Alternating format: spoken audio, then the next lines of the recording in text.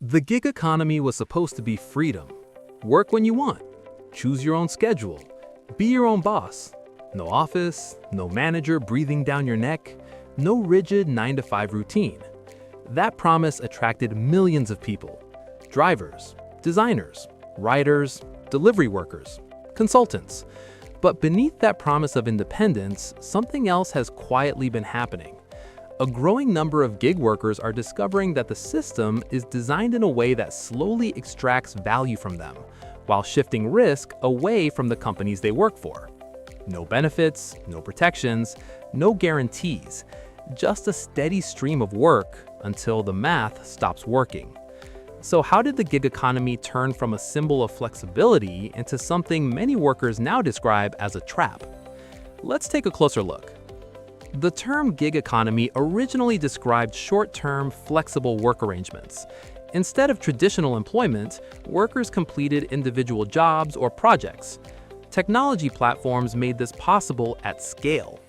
Apps connected drivers with riders, freelancers with businesses, delivery workers with restaurants and customers. For many people, this seemed like a perfect system.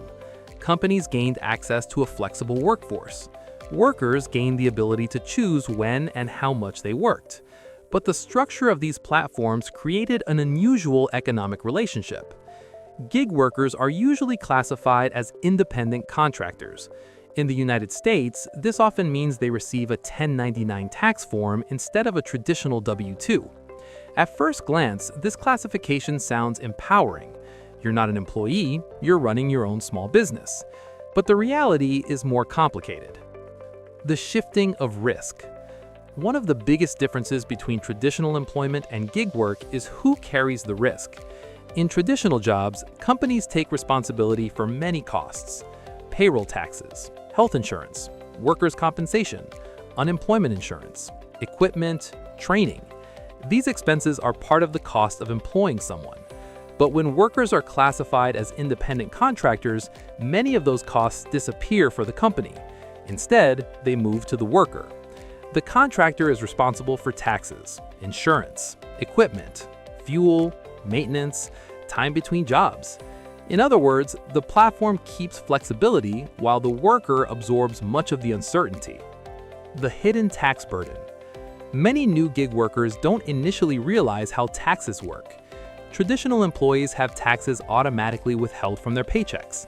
Employers also contribute to Social Security and Medicare taxes. But independent contractors must handle these responsibilities themselves. In the US, this includes something called the self-employment tax. This tax covers both the employee and employer portions of Social Security and Medicare contributions. As a result, gig workers often owe significantly more in taxes than they expect. Without careful planning, tax season can become a financial shock. Income that seemed decent during the year suddenly shrinks after accounting for these obligations. The cost of benefits. Another major difference between gig work and traditional employment is benefits. Many full-time employees receive some combination of health insurance, retirement contributions, paid time off, and disability protection. Gig workers typically receive none of these. If they want health insurance, they must purchase it independently. If they want to save for retirement, they must fund those accounts themselves. If they get sick or injured, there may be no paid leave. These benefits are expensive. When employers provide them, they represent thousands of dollars in additional compensation each year. Gig workers must cover those costs alone, and many simply go without them. The algorithm boss.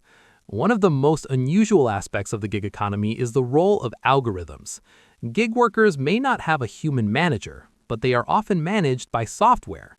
Platforms use algorithms to assign work, set pricing, and evaluate performance. Drivers receive ride requests through apps. Freelancers compete in online marketplaces. Delivery workers follow routes determined by automated systems. These systems can change at any time. Payment structures can shift, bonuses can disappear. Ranking systems can influence which workers receive the most opportunities. Workers rarely have visibility into how these systems operate, yet their income depends on them. This creates a strange dynamic where workers are technically independent but still controlled by invisible rules. The race to the bottom. Another challenge in the gig economy is competition.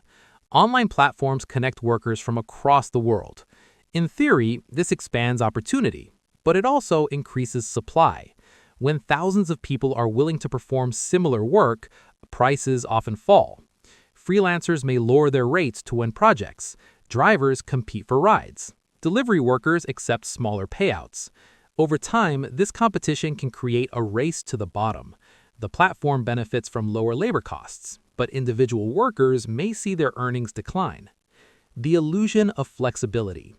Flexibility is often presented as the biggest advantage of gig work, and in many cases, that flexibility is real.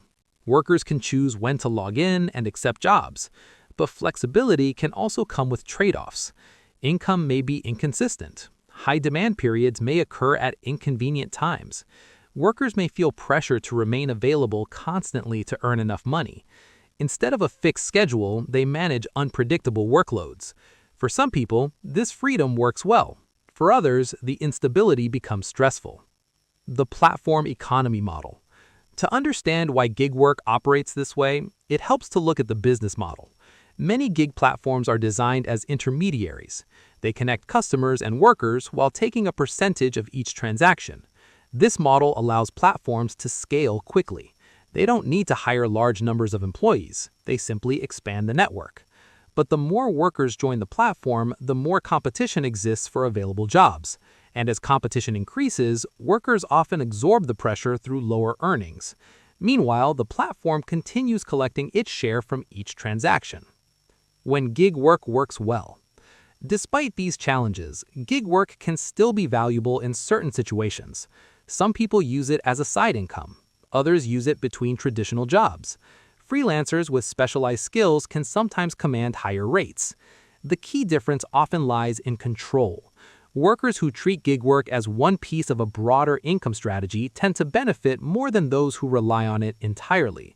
Diversification reduces dependence on a single platform, and independence becomes more real when workers maintain multiple income streams. A changing conversation. As the gig economy grows, policymakers and economists are debating how it should be regulated. Some argue that gig workers should receive more protections similar to traditional employees.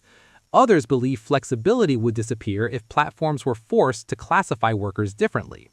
The debate continues in courts and legislatures around the world. What's clear is that the structure of gig work has significant economic consequences for millions of people, and understanding those consequences is essential for anyone considering this type of work. The gig economy promised freedom, and for some workers, it still delivers that. But beneath the flexibility lies a system where many costs and risks have shifted from companies to individuals. Taxes, benefits, equipment, income volatility. These factors don't always appear in the advertising, yet they shape the real economic experience of gig workers every day. The gig economy isn't necessarily good or bad. It is complex though, and anyone participating in it needs to understand the full picture. If you found this breakdown helpful, hit the like button so more people can discover it. Subscribe for more insights about modern work, money, and the economic systems shaping our lives. And remember, flexibility can be powerful, but only when you understand the rules of the system you're playing in.